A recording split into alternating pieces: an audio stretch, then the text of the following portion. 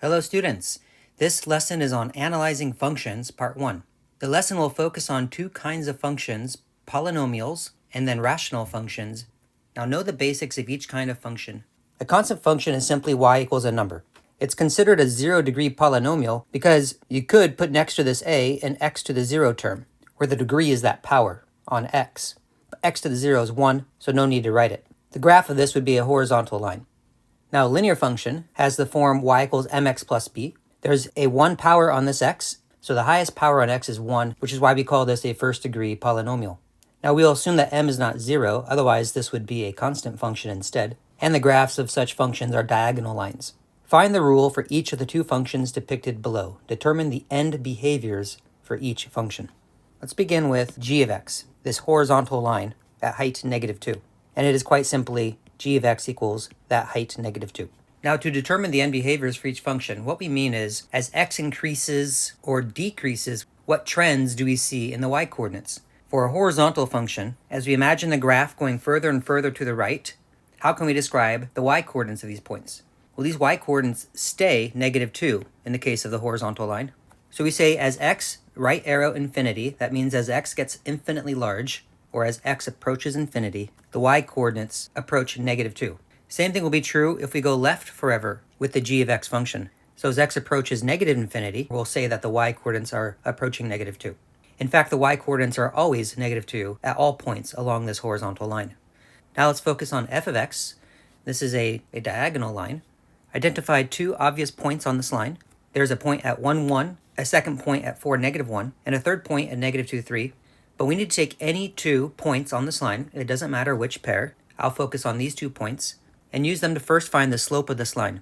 The slope is found by calculating the difference in the y-coordinates divided by the difference in the x-coordinates. So I'll consider this my first point and this my second point. So the second y-coordinate minus the first y-coordinate over the second x-coordinate minus the first x-coordinate gives us a slope of -2/3. Another thought process is to find the slope by doing rise over run. So make a right triangle connecting the first point and second point. So do the green segment first. We go to the right 3 units. So we'll say the run is +3. Going left would make the run negative. And then we drop down 2 units, and so the rise is -2. If you go up, the rise would be positive.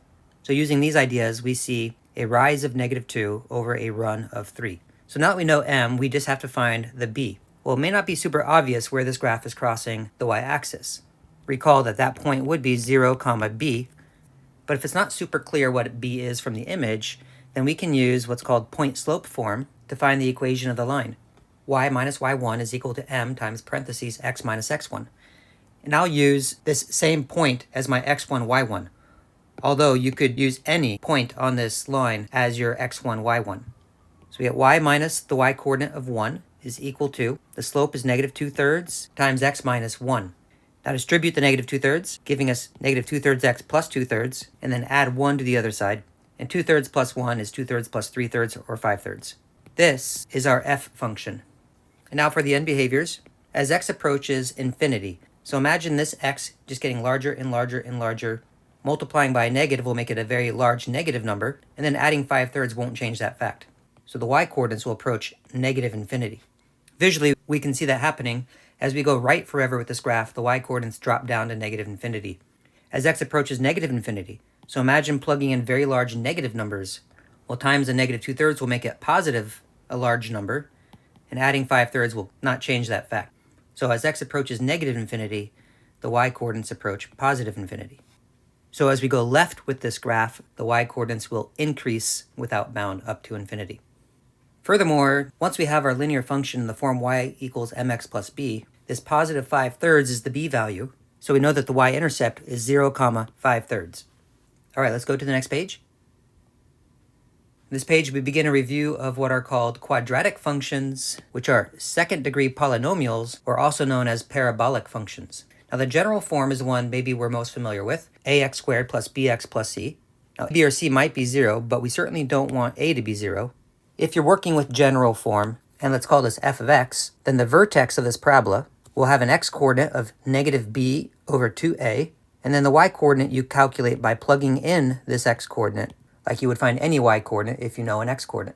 Looking at these two graphs in our image, one function has a clear vertex at -2, 3, and the other one it's obvious that the vertex is at x equals 1, but the y-coordinate I'm not so sure at this point. Now the axis of symmetry is the vertical line that passes through the vertex. So for f, we have x equals -2, and for the g function, we have x equals 1. It'll always match the x-coordinate of the vertex. So in general form, that axis of symmetry will be x equals -b over 2a. Now the x-intercepts, if any, notice that the g function has two x-intercepts, one at 4, 0, and one at -2, 0, and the f function has no x-intercepts. It does not intersect the x-axis. Well, one way to find the x-intercepts is to actually go from general form to factored form, which we'll talk about in a second. Or you can stay in general form and use what's called the quadratic formula, whose formula is x equals -b plus or minus the square root of b squared minus 4ac all over 2a. Inside the radical is called the discriminant. We'll call it d. If d is positive, then there are two x-intercepts.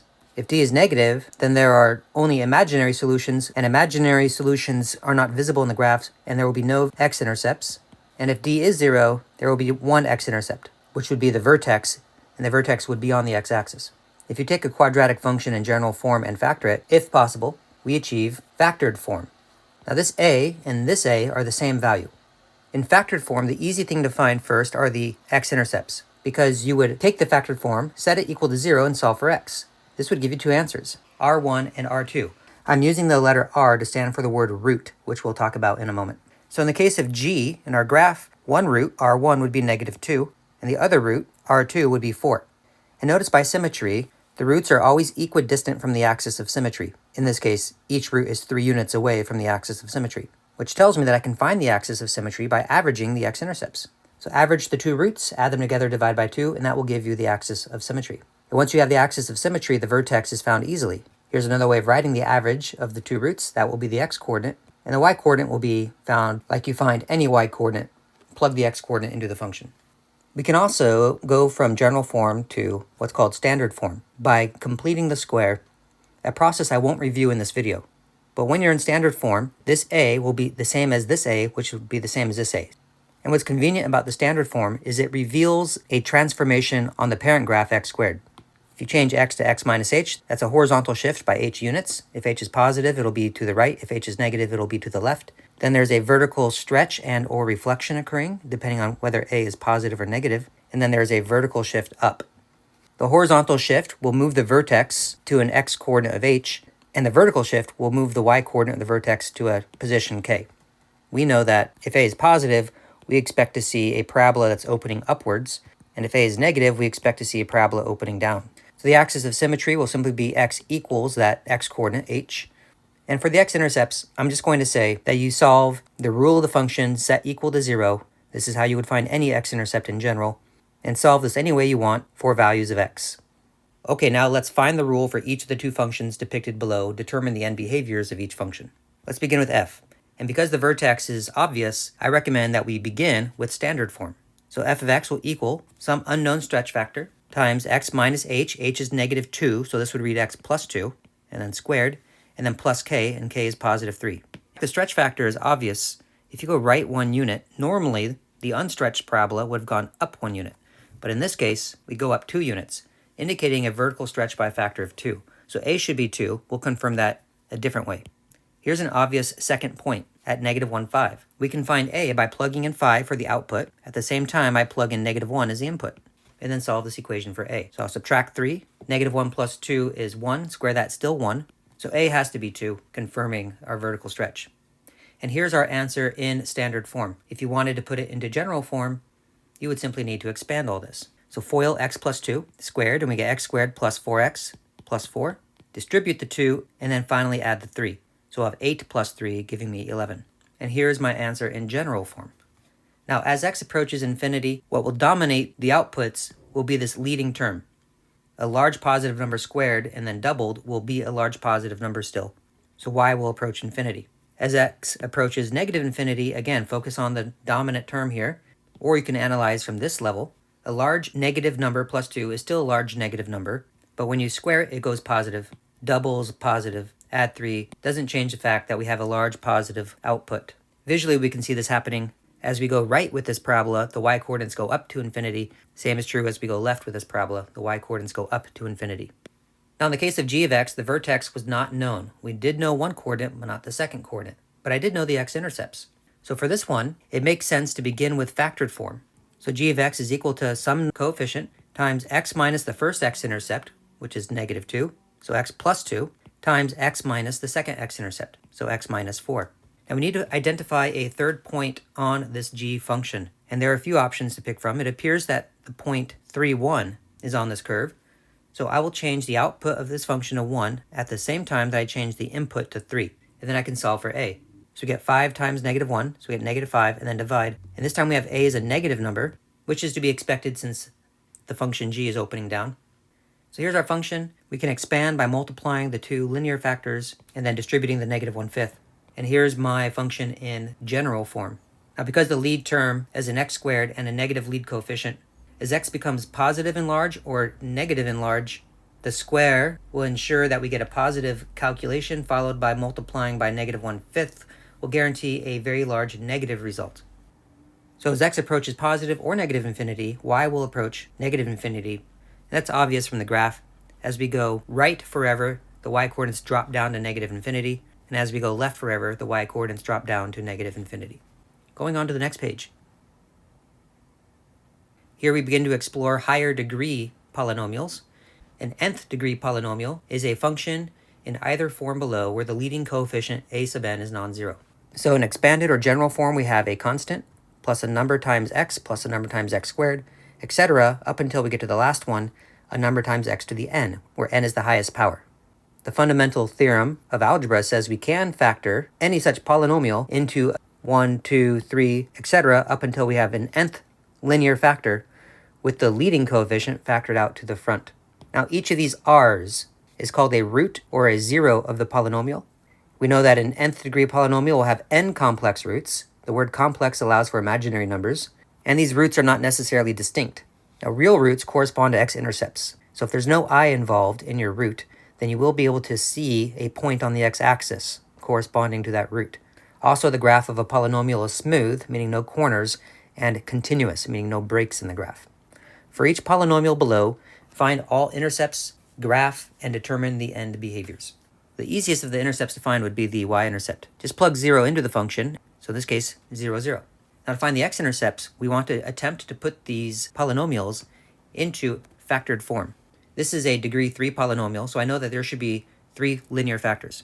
I'm going to begin by factoring out an x as well as a negative, and this would leave x squared minus 4. Notice the change in sign because a negative was factored out. And we continue to factor. Here we have a difference of squares, and now we've achieved factored form. Now to find an x-intercept, we would change the output to 0 and solve for x, which means that I can set each factor to 0 and solve. So x could be 0, x minus 2 could be 0, giving x could be 2, or x plus 2 could be 0, giving x equals negative 2. And these are your x-intercepts. Now the y-intercept was 0, so we already knew that that would be one of the x-intercepts as well, but we also get 2 and negative 2. The end behaviors of a polynomial will mimic the end behaviors of its leading term. So as x approaches infinity, negative x cubed will approach negative infinity. That'll take the y-coordinates with it. As x approaches negative infinity, put a very large negative number in for x, cube it, it will stay large and negative, and then do the negative in the front, it will become large and positive. So the y-coordinates will go to positive infinity. Furthermore, the powers on all of these factors are 1. This tells us what we call the multiplicity of each root. And if a polynomial has an odd multiplicity at that root, then the graph will cross the x-axis at that location. So as x approached infinity, y approached negative infinity. So we expect a direction like this for our polynomial. As x approached negative infinity, y approached positive infinity. So we expect a direction like this as we go to the left. Thus we can expect this portion of the curve, and we cross at this location, we'll turn around, cross at this location, turn around, cross at this location, and then end by going off into the fourth quadrant like this.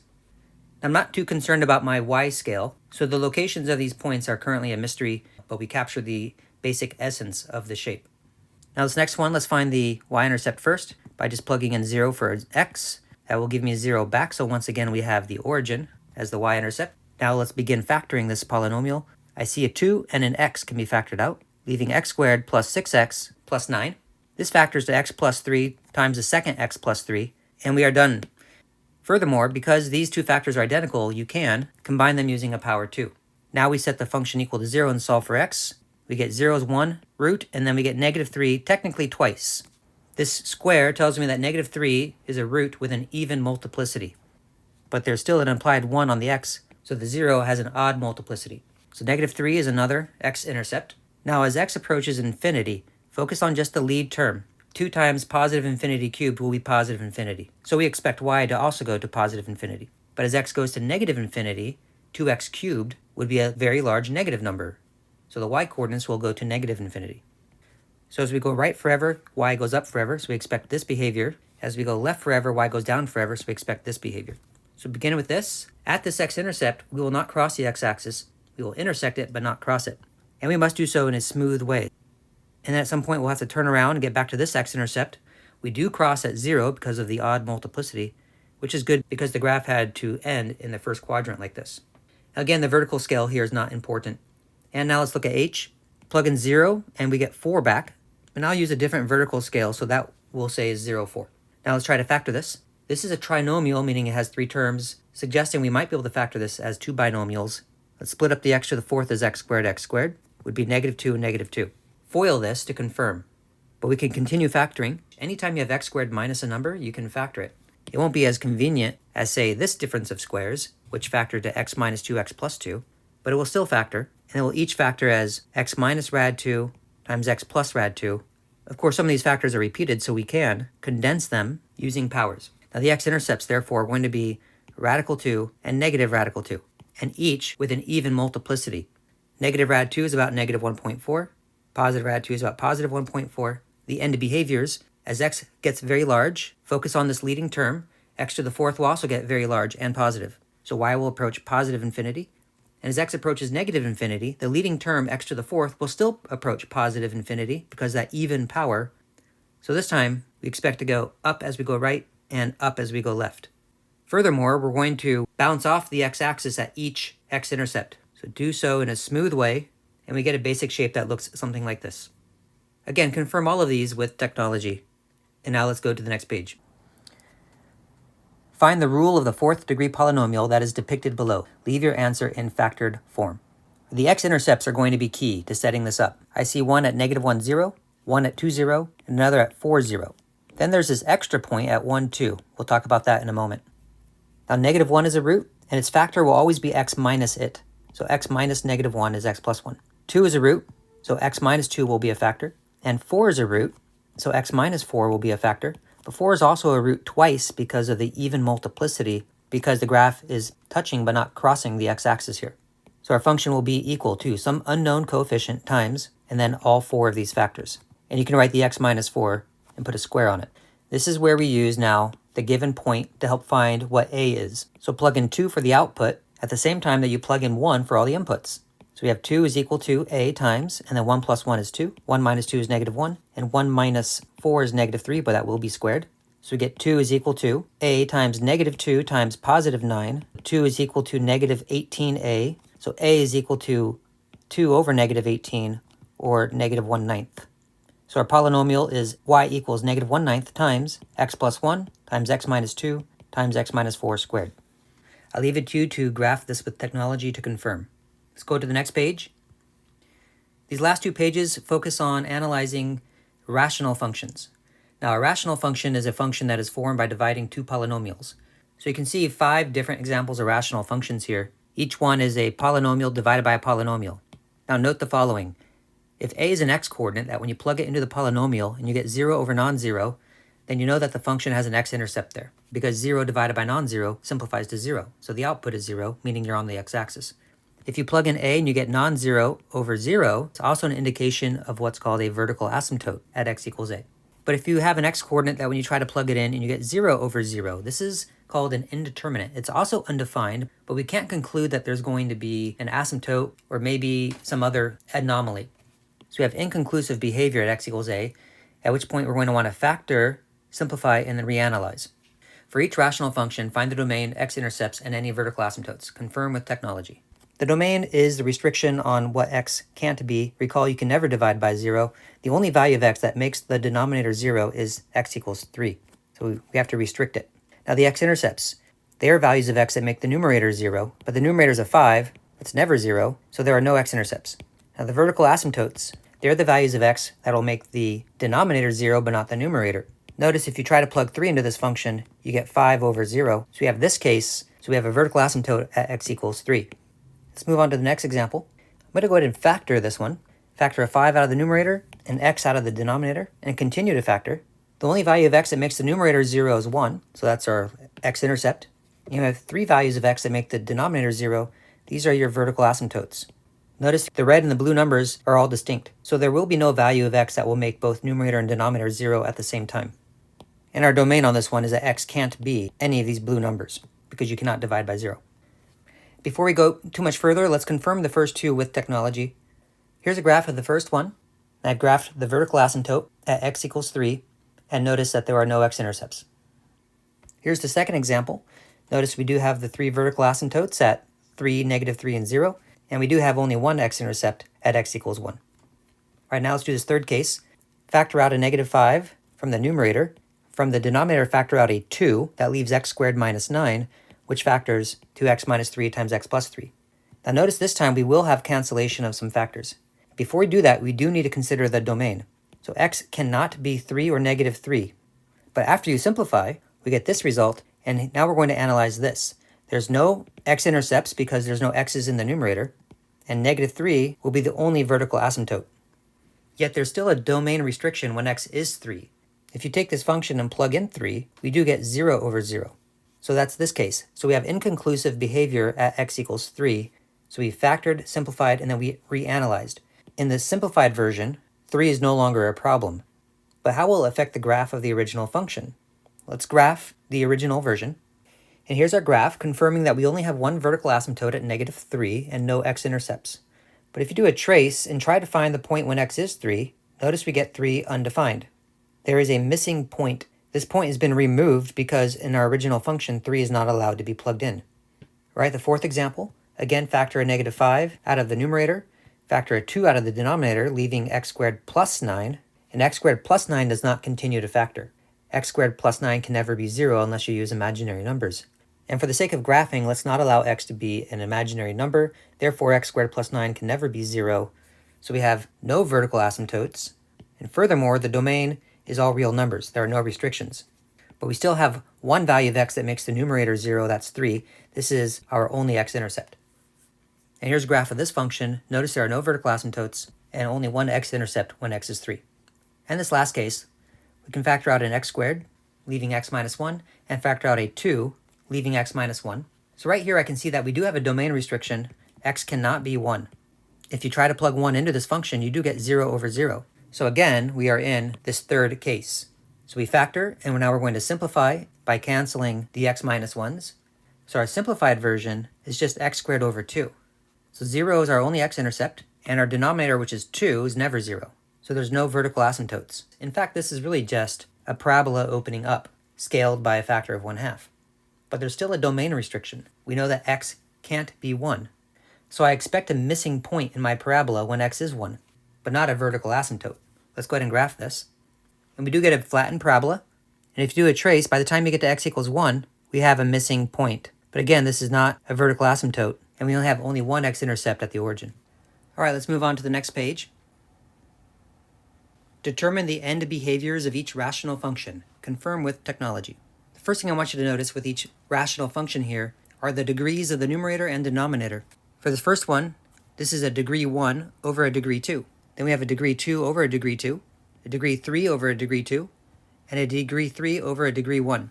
In this first case, when the degree of the denominator is more than the degree of the numerator, I call this bottom heavy. In the next case, where the degrees are equal, I call this balanced. And in the last two cases, the degree of the numerator is more than the degree of the denominator, I call these top heavy. The outputs of each of these will be a y-coordinate, and my goal is still to determine what the y-coordinates are doing when the x-coordinates get large and positive or large but negative. In this first case, I'm going to manipulate this fraction by writing in an equivalent form by multiplying top and bottom by 1 over x to a power, and that power I'm going to choose will be the degree of the denominator. Now I'm going to take this and distribute it to both of these terms. Same here. That gives me 5x over x squared minus 2 over x squared all over 3x squared over x squared plus 1 over x squared.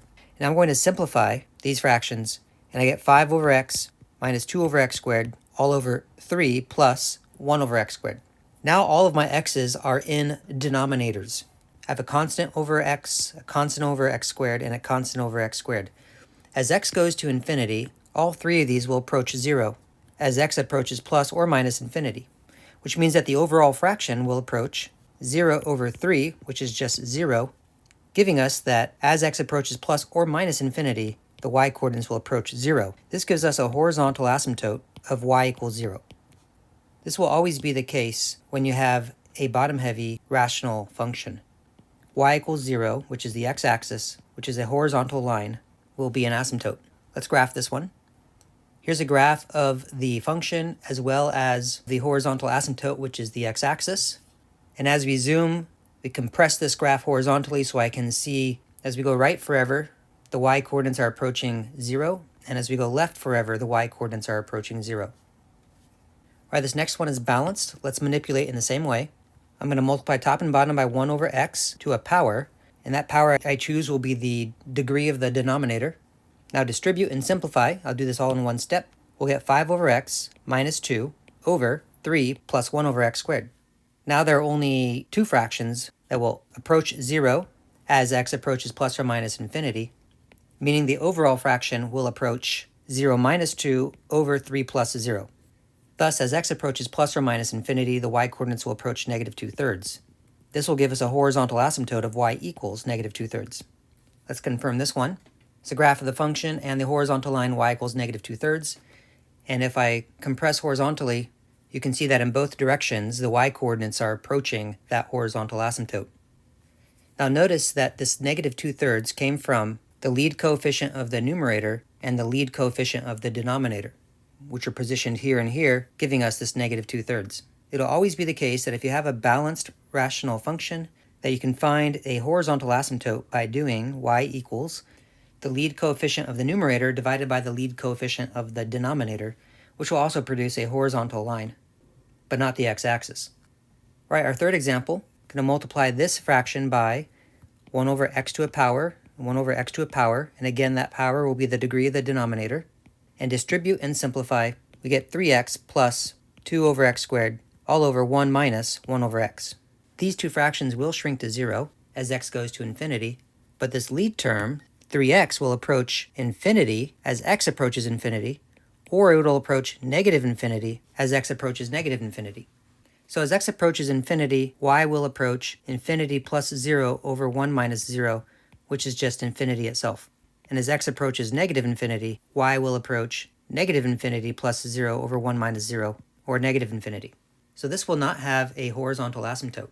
We find the asymptote in this case by performing long division and keeping the quotient.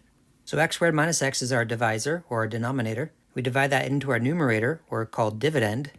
And we begin by asking ourselves x squared times what equals 3x cubed, and the answer is 3x. Then I take this 3x and I distribute it through the divisor, giving me 3x cubed minus 3x squared. And then I remove this from the dividend. 3x cubed minus 3x cubed will cancel by design. Then we have 2 minus negative 3x squared. These are dissimilar, so they come down as separate terms. I'll do the x squared term first, so we'll have a positive 3x squared, and then that positive 2. And then I repeat. X squared times what equals 3x squared? And the answer is 3, so put plus 3 up here. Distribute that plus 3, giving us 3x squared minus 3x. Remove this from the line above. 3x squared minus 3x squared cancel by design. And we have 2 minus negative 3x. They are dissimilar, so they come down as positive 3x plus 2. And we stop here because the degree of this term here is now 1, which is less than the degree of the divisor, which is degree 2. So the original function can be rewritten instead as this polynomial, which is called the quotient, plus this polynomial, which is called the remainder, over the original divisor. This fraction will always be bottom heavy and will therefore approach 0 as x approaches plus or minus infinity, leaving this as an asymptote, and it's a diagonal line, so we call it a slant asymptote. In the last case, this is also top heavy. There will be no horizontal asymptote, so let's just go straight to long division. We have x minus 1 dividing into negative 2x cubed plus 1. Now x times what will equal negative 2x cubed? The answer is negative 2x squared. Distribute this, and we get negative 2x cubed plus 2x squared. But now remove this from the line above. Negative 2x cubed minus negative 2x cubed will cancel.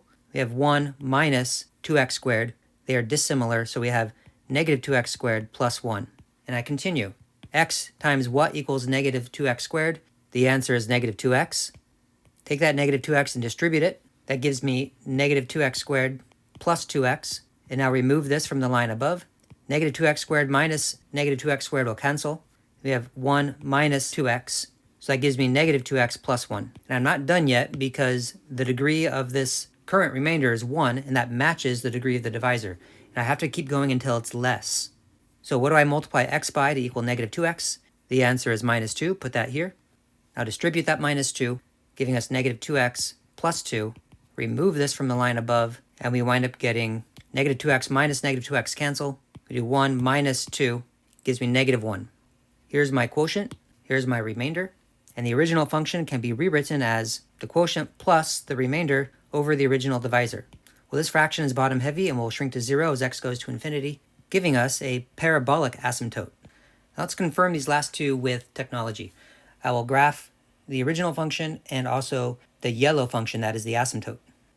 Now I'll change my scale, and we can see that as you go to the right, the graph gets closer and closer to this diagonal line asymptote, and as we go to the left, the graph gets closer and closer to this diagonal line asymptote. And now graphing the last example and its parabolic asymptote, and then let's change our scale so we can see this better. You can see that as we go left, the graph follows the parabolic curve, and as we go right, the graph follows the parabolic curve. This graph also has a vertical asymptote at x equals 1. So in this case here, we had a diagonal line asymptote, which should also inform what the end behavior is. This line has a positive slope, therefore we expect that as x goes to infinity, so does y. And then as x goes to negative infinity, so does y. Now, in this last case, the parabolic asymptote will guide the graph as we go to negative and positive infinity with x. And this parabola has a negative leading coefficient, so both ends go down. So in this case, we know that as x approaches plus or minus infinity, y will approach negative infinity, because that's what the upside-down parabola is doing. And finally, whenever you have a top-heavy rational function, you're going to need an asymptote that's not a horizontal line. So it could be a diagonal line, or a parabola, or a cubic, etc. It'll be an asymptote that is a polynomial of a minimum degree 1. And you find it by keeping the quotient after you do long division. And it will not be a horizontal line. Okay, this concludes our lesson on analyzing functions part 1, which included analyses of polynomials and rational functions.